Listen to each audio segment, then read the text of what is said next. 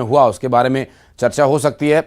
और आप नजर बनाए रखें, आगे अपडेट लेंगे। अभिषेक, आपसे बहुत बहुत शुक्रिया फिलहाल आपका इस पूरे मामले पर जानकारी देने के लिए। और बढ़ते आगे, अब बता दें आपको, केंद्रीय गृह मंत्री अमित शाह आज छिंदवाड़ा आएंगे और सबसे पहले वो आंचल कुंड पहुंचेंगे। यहां आदिवासियों के धर्मगुरु दादाजी के मंदिर में माथा टेकेंगे। दरअसल अमित शाह यहां पर आंचल कुंड से जुड़े 25 आदिवासी युवकों का सम्मान करेंगे और पुलिस ग्राउंड में जनसभा को भी संबोधित करेंगे गृह मंत्री अमित शाह। और इसके बाद बीजेपी दफ्तर में एक बैठक में वे शामिल होंगे। आंचल कुंड में उनके आगमन को लेकर सुरक्षा व्यवस्था चाक चौबंद कर दी गई है। मंदिर में तैयारियों का अगर प्रारूप देखें तो तैयारियां अंतिम रूप में है और दादाजी मंदिर में माथा टेकने के बाद आगे के कार्यक्रम में वे शामिल होंगे। छिंदवाड़ा में आज गृहमंत्री अमित शाह का दौरा आगामी चुनावों के लिहाज से काफी महत्वपूर्ण है, चूंकि छिंदवाड़ा जो कि नाथ परिवार का गढ़ माना जाता है, कमलनाथ नकुलनाथ यहां से कांग्रेस का एक मोर्चा संभाले हुए हैं और अभेद किला इसे अब तक माना जा रहा है। लेकिन छिंदवाड़ा में गृह मंत्री अमित शाह का आना कांग्रेस के लिए एक और परेशानी हो सकता है आगामी चुनाव के लिहाज से। छिंदवाड़ा में गृह मंत्री अमित शाह का आगमन, जिस पर लगातार अपडेट्स हम आप तक पहुंचाएंगे। अब तक जो जानकारी मिल रही है उसके अनुसार दादाजी मंदिर जाएंगे दर्शन के लिए गृह मंत्री अमित शाह और यहां 25 युवकों का सम्मान करेंगे मत्था टेकने के बाद।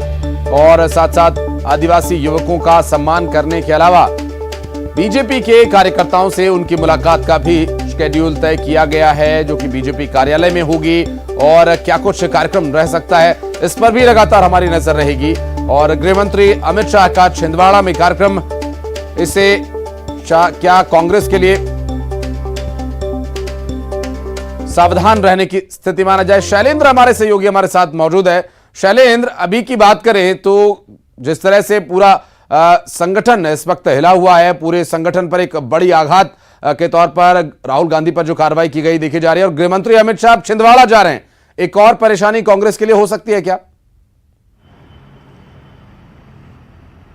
बिल्कुल निश्चित तौर पर जिस तरीके से 2019 के लोकसभा चुनाव हुए थे, मध्य प्रदेश की 29 में से 28 सीटों पर बीजेपी ने जीत हासिल की थी। एक सीट जो थी वो छिंदवाड़ा, जिस पर नकुलनाथ जीते थे, एकमात्र सीट जो है वो लोकसभा में जीत पाए थे।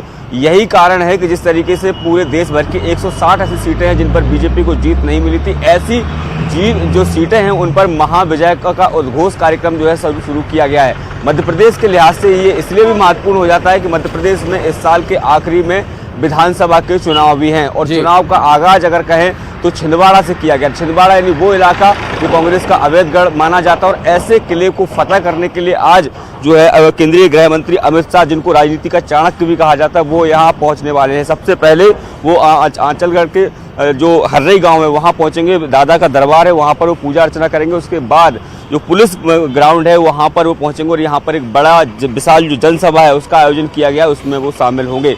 इसके साथ ही उसके बाद वह जो बीजेपी कार्यालय है वहाँ जाएंगे और जो बीजेपी के तमाम जो पदाधिकारी हैं उनके साथ बैठक भी करेंगे। यानी आने वाले समय में छिंदवाड़ा को लेकर क्या कुछ रणनीति है अमित शाह की, उसको लेकर भी चर्चा होगी।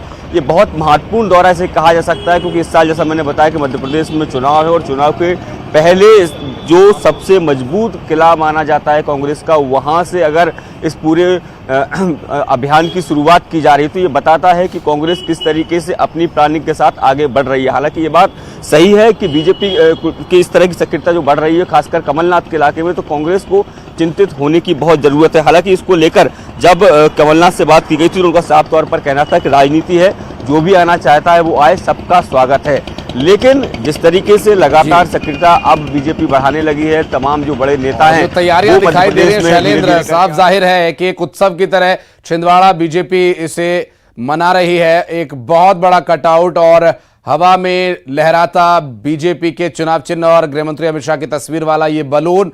और आगे अपडेट लेंगे आपसे, क्या कुछ शेड्यूल रहेगा इस पर नजर आप बनाए रखिएगा। बहुत शुक्रिया फिलहाल आपका। केंद्रीय गृह मंत्री अमित शाह के बस्तर दौरे का आज अंतिम दिन है। अमित शाह आज सीआरपीएफ के 84वें स्थापना दिवस कार्यक्रम में शामिल होंगे। सुबह 8 बजे से 11 बजे तक गृह मंत्री अमित शाह कार्यक्रम में रहेंगे और 3 घंटे के इस कार्यक्रम में सीआरपीएफ के 1000 से ज्यादा जवान अपना जाबाजी और हैरतंगेज भरा करतब परेड ग्राउंड पर दिखाएंगे। गृह मंत्री अमित शाह जवानों और सीआरपीएफ के अधिकारियों को संबोधित भी करेंगे। इसके साथ ही बीजेपी नेताओं के साथ मुलाकात का उनका कार्यक्रम है, जिस पर लगातार रहेगी हमारी नजर। ताजा अपडेट्स आप तक हम पहुंचाएंगे।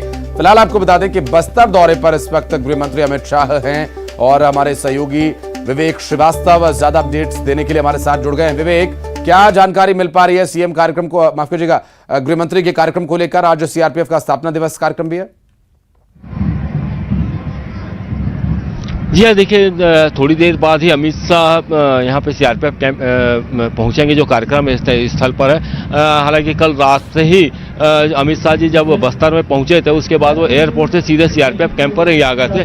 आप देखिए मेरे पीछे में किस तरीके से पूरा मंच बना हुआ है, जहाँ पर अमित शाह थोड़ी देर बाद पहुँचेंगे। और ठीक मेरे दाएं साइड में जो लाल किले गेट बना हुआ है, जो बस्तर का गेट बना हुआ है, वहाँ से वो जवान परेड करेंगे। और ये परेड का मैदान पूरा तैयार हो चुका है। और यहाँ पर थोड़ी देर बाद ही अमित शाह जब यहाँ पर पहुँचेंगे तो उसके बाद कार्यक्रम की शुरुआत होगी। और यहाँ पर जिस तरीके से महिला कमांडो जो नई दिल्ली से इंडिया गेट से निकली हुई थी, वो भी थोड़ी देर बाद पहुँचेंगी और वो यहाँ पर अपना कुछ कार्यक्रम उनका प्रदर्शन है। और सबसे बड़ी बात ये कि जो महिला सशक्तिकरण की बात कर रहे थे, महिला सशक्तिकरण को बढ़ावा देने के लिए ये सीआरपीएफ की बहुत बड़ी पहल है, खासकर बस्तर जैसे इलाके में, जहाँ पे ये कहा जाता है कि महिला यहाँ काफ़ी दबी हुई हैं। तो महिलाओं को आगे लाने का कई प्रयास किया गया है। और ये जो आज इस तरीके से सीआरपीएफ का कार्यक्रम है, इसमें अमित शाह जो केंद्रीय गृह मंत्री है वो शिरकत करेंगे। और उनके आने के दौरान जो महिला कमांडो जिस तरीके से कार्यक्रम को अपना दिखाएंगे, उससे ये जो बाइकर दस्ता है विवेक यहाँ पर जब पहुंचेगा तो स्वाभाविक एक बड़ा संदेश देने का प्रयास है। आप यहां रहें, कार्यक्रम में अपडेट लेने के लिए फिर संपर्क करेंगे आपसे। बहुत शुक्रिया फिलहाल। और भोपाल से बड़ी खबर, लाडली बहना योजना के आवेदन आज से लिए जाएंगे। प्रदेश भर में कैंप्स लगाकर ये आवेदन लिए जाएंगे। प्रचार के लिए चलाया जाएगा अभियान। 30 अप्रैल तक आवेदन किए जा सकेंगे। 1 मई को हितग्राहियों को टेंटेटिव सूची तैयार कर जानकारी दी जाएगी। 15 मई तक इस पर जो आपत्तियां हैं वो दी जा सकेंगी। दरअसल 10 जून को बैंक अकाउंट में 1000 रुपए ट्रांसफर किए जाने की प्रक्रिया शुरू हो जाएगी और हर महीने 10 तारीख को ये राशि ट्रांसफर की जाएगी। आपको बता दें कि लाडली बहना योजना महत्वाकांक्षी योजना मध्य प्रदेश सरकार की और प्रदेश के मुख्यमंत्री शिवराज सिंह चौहान की, और प्रदेश भर में कैंप्स लगाकर लाडली बहनों को फॉर्म भरने के लिए आमंत्रित किया जा रहा है। प्रचार किया जाएगा इसका बाकायदा और 30 अप्रैल तक आवेदन लिए जाएंगे। और इसके बाद 15 मई तक जो इससे संबंधित आपत्तियां हैं उन आपत्तियों को दर्ज कराया जा सकेगा। 10 जून को बैंक अकाउंट्स में ये राशि ट्रांसफर होगी और हर महीने 10 तारीख को ये राशि ट्रांसफर की जाएगी। 1000 रुपए लाडली बहना योजना के तहत। और प्रदेश भर में कैंप्स लगाकर आज से इस विषय को लेकर लाडली बहना को जानकारी दी जाएगी।